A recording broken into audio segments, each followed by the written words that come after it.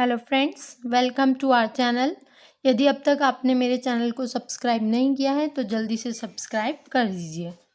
हम पढ़ रहे हैं एनसीईआरटी संस्कृत क्लास 7 का पांचवा पाठ पंडिता रमाबाई के बारे में पढ़ेंगे। स्त्री शिक्षा क्षेत्रे अग्रगण्या पंडिता रमाबाई 1858 में ख्रीष्टाब्दे जन्म अलभत।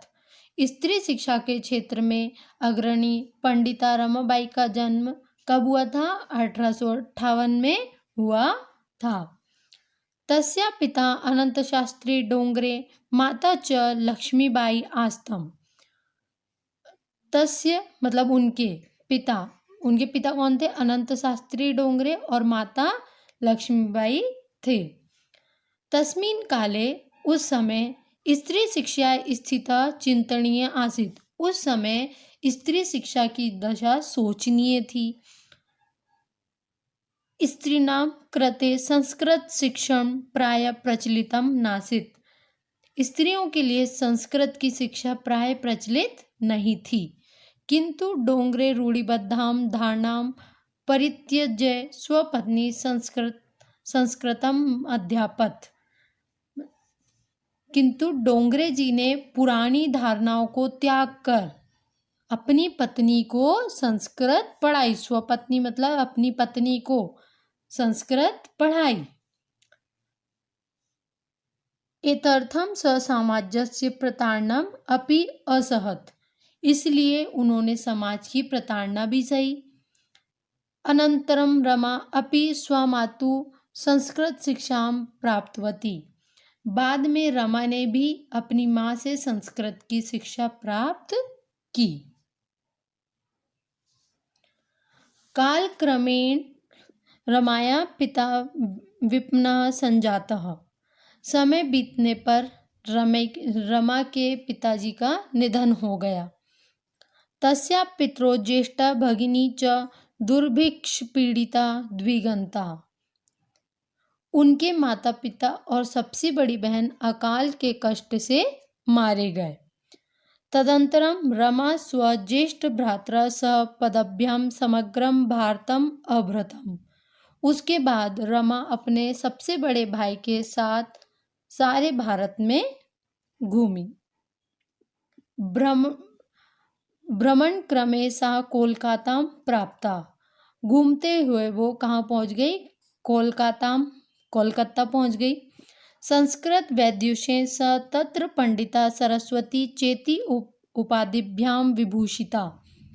संस्कृत की विद्वता के प्रभाव से उन्हें वहाँ पंडिता और सरस्वती की उपाधि से सम्मानित किया गया। तत्रेव सा ब्रह्म समाजेन प्रभाविता वेदाध्ययनम अकरोत्।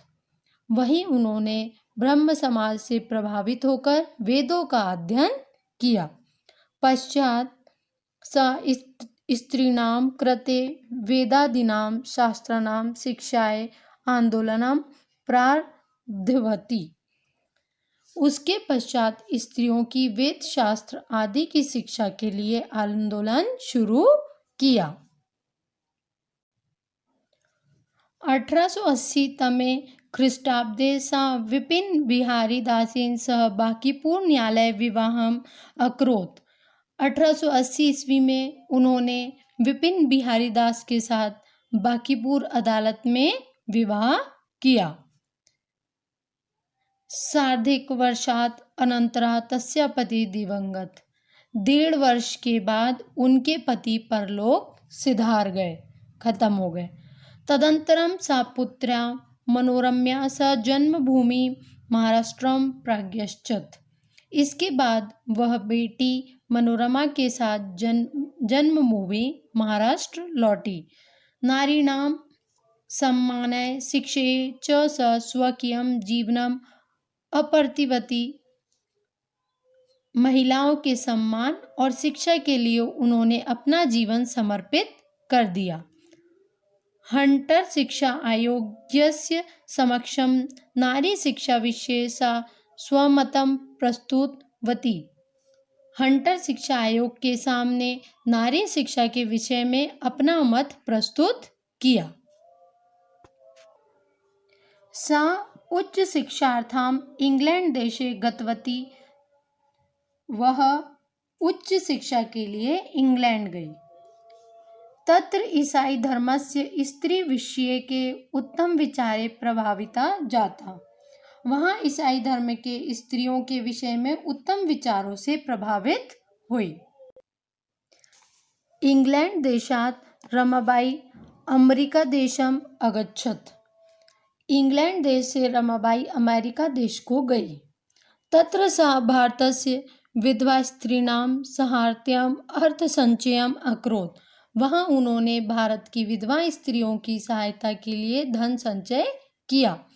भारतं प्रगात्यस्य मुंबई नगरे सा शारदा सदन स्थापयत्। भारत लौटकर मुंबई नगर में उन्होंने शारदा सदन की स्थापना की। अस्मिन् आश्रमे निसहाया स्त्रियां निवसन्ति स्म। इस आश्रम में निसहाय औरतें रहती थी, जिनका कोई नहीं था, वो औरतें वहाँ रहती थी। तत्र स्त्रियां मुद्रण टंकणम काष्ठकलादिनाच प्रशिक्षणमपि लभन्ते स्म। वहाँ औरतें छपाई, टाइपिंग और काष्ठकला आदि का प्रशिक्षण प्राप्त करती थी। परम इदम सदनम पुणे नगरे स्थानांतरितम जातम। परंतु इस सदन को पुणे नगर के समीप स्थानांतरित किया गया। तत् पुणे नगरस्य समीपे केटगांव स्थाने मुक्ति मिशन नाम स्थानं तया स्थापितम्। अत्र अधुना अपि निरक्षराः स्त्रियः ससम्मानं जीवनं यापयन्ति। तब पुणे नगर के समीप केड़गांव स्थान पर मुक्ति मिशन नाम का एक संस्था स्थापित की गई। यहाँ अब भी बेसहारा स्त्रियां सम्मान के साथ जीवन व्यतीत करती थी, अपना जीवन बिताती थी। 1922 तमे ख्रीष्टाब्दे रमाबाई महोदया निधनम अभवत्। 1922 ईस्वी में रमाबाई महोदय की मृत्यु हुई, वे भी परलोक को प्राप्त हो गई। सा देश विदेशाम अनेकासु भाषासु निपुणा आसीत्। वे देश विदेश की अनेक भाषाओं से निपुण थी, उन्हें सारी भाषाओं का ज्ञान था, सभी भाषाएं वे समझती थी। समाज सेवाया अतिरिक्तम लेखन क्षेत्रे अपि तस्या महत्वपूर्णम अवदानम् अस्ति। समाज सेवा के अतिरिक्त लेखन क्षेत्र में भी इनका महत्वपूर्ण योगदान है। धर्म स्त्री धर्मनीति हाई कास्ट हिंदू वीमेन इति तस्या प्रसिद्धम रचनाद्वयम् वर्तते। स्त्री धर्मनीति और हाई कास्ट हिंदू वुमेन, उनकी दो प्रसिद्ध रचनाएं थी। कौन कौन सी दो रचनाएं थी? रमाबाई की स्त्री धर्मनीति और हाई कास्ट हिंदू वुमेन। ये इनकी दो बहुत ही प्रसिद्ध रचनाएं हैं जो इनने लिखी हैं। आई होप आपको ये वीडियो पसंद आया होगा। प्लीज़ ज़्यादा से ज़्यादा शेयर कीजिए। Thank you.